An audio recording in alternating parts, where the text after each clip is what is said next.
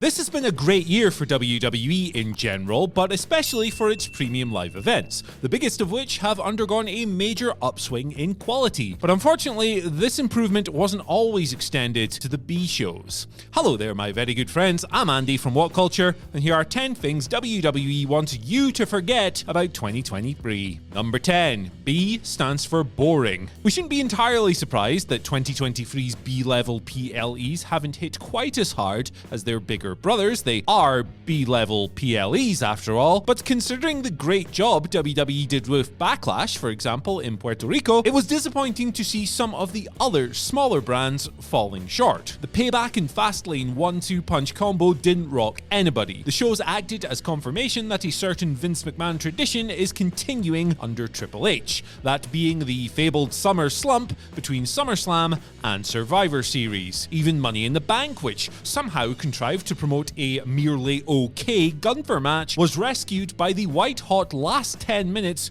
of the Bloodline headliner. So if there's room for improvement on WWE shows in 2024, it is definitely amongst the smaller PLEs, and to be fair, they're off to a really good start in sending Elimination Chamber down under and announcing Bash in Berlin. Number 9. The launch of the World Heavyweight title. Triple H had a right to feel smug and defiant after WrestleMania 39, but he laid an egg in announcing the World Heavyweight title back in April. Papa Paul claims that while the undisputed Universal Championship situation was good for Roman Reigns, it wasn't necessarily good for WWE. The implication was that nobody was good enough to beat Roman, so these other guys need something to fight over. So, from day one, you were to receive this belt as a secondary consideration, which was always going to be the case to a degree, but the verbiage made matters a lot worse. And in order to get that big old logo front and center, WWE didn't even score the easy tap-in of bringing back a classic design like the big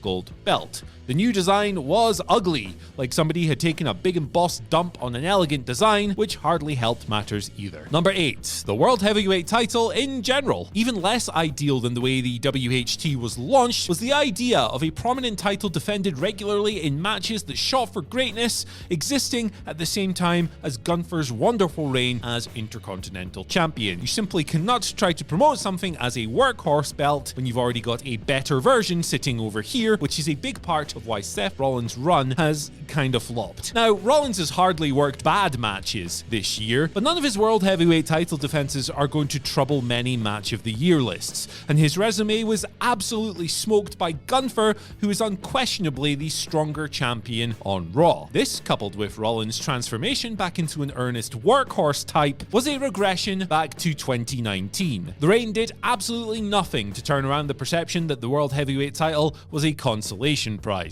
leaving WWE with a rebuilding job on a belt that is really far too young to need one. Number 7. SummerSlam. A disappointing show with a supremely disappointing main event, SummerSlam 2023 was an event to forget for WWE in a year of largely fantastic stadium offerings. Seth Rollins vs Finn Balor and Cody Rhodes vs Brock Lesnar were good to great, but were rematches from other smaller shows, lending the show a familiar feel.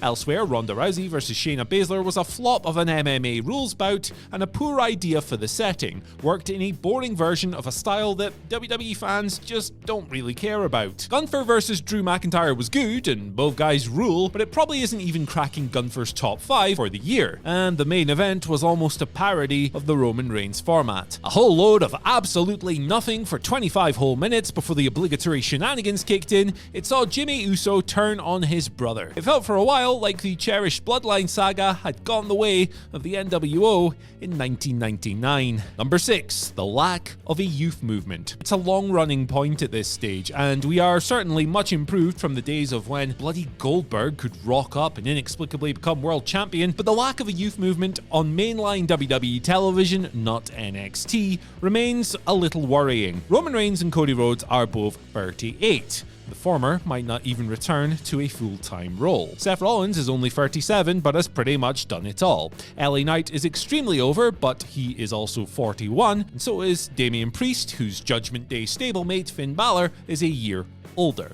Elsewhere, you've got Drew McIntyre at 38, and he might not even be there next year, depending on what happens with his contract. Might already be resolved by the time this video goes out. Sheamus is 45, Bob Lashley is 47, and AJ Styles is 46. Younger names like Dominic Mysterio and Solo Sikoa simply haven't done enough yet to justify the idea that they have what it takes to headline constantly. So while WWE is popping bottles in the present, they really need to hope some of those NXT prospects do catch on Raw or SmackDown so they can keep the good times rolling in the future. Number 5, the failed push of Austin Theory. Austin Theory's year did not go well. He defeated John Cena in a lifeless anti-rub of a match at WrestleMania 39, continued an endless program with Bobby Lashley existing as filler, and revealed himself over and over, a bland automaton completely lost without scripting whenever he was told to show personality. None of his TV matches met the standards expected in 2023, particularly from a guy that so many will tell you is the future.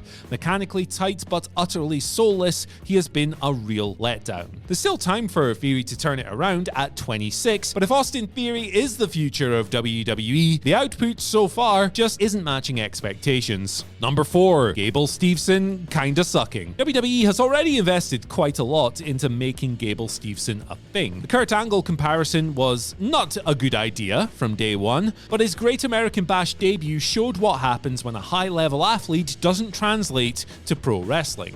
Against Baron Corbin, Steveson revealed himself a man so utterly tedious and devoid of personality that, were you ever trapped in conversation with him, you'd pinch your thigh through your jacket pocket just to feel anything other than the intense feeling of wanderlust into literally any other room on the planet. Steveson, who was drafted to Raw once, lest we forget, looks a poor investment, and potentially a bad omen for the type of athlete that WWE is almost exclusively scouting these days. Gable can throw a suplex fine enough, but he was an amateur wrestler. That's like praising a baker for their ability to knead dough. Number 3, the women's tag team title scene. These belts have never developed an aura of prestige. Creative cares nothing for them, and this attitude filters down to the fandom. They simply just exist. Although Chelsea Green is an entertaining act with an excellent grasp of her material, her run is more of a vehicle for her character than anything else. This development is far more interesting than watching a pair of babyfaces suddenly become best friends, ecstatic to be in each other's company,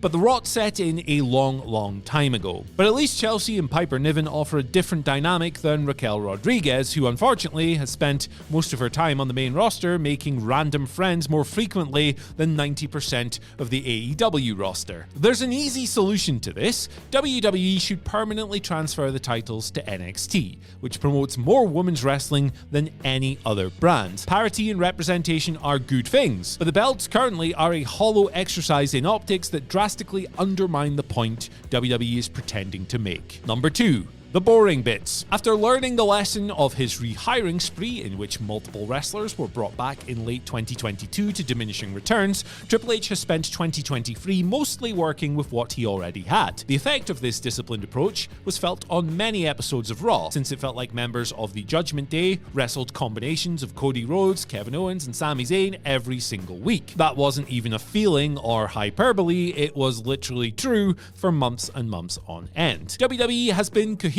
popular, and on top in 2023, but it was never the most exciting promotion. They didn't do much in the way of radical booking, and the in-ring style was still a bit homogenized. Triple H simply doesn't book water cooler television, and this, more than any single catastrophic error, could prove the undoing of this era of resurgence. Number 1. Padding it all out. The story is never finished. While Roman Reigns losing at WrestleMania would have been optimal, Paul Heyman and company plotted the thing out beautifully until SummerSlam. Cody Rhodes proved that his staying power was undeniable throughout the year. Subjectively, he should have won the title at WrestleMania, but when a company as massive as WWE elects its next top babyface, they do need to be sure. Still, the finish was poorly received and echoed the cynicism of an old regime. The same thing happened at SummerSlam, a twang of realization that WWE would rather pad things out than move storylines forward with a bold sense of momentum. WWE isn't doing something that seems destined to date well. Triple H is doing the basics and doing them very well, but if the promotion needs a jolt of electricity next year, is he the man to provide it? Let me know in the comments section below. I've been Andy, and I'll see you later.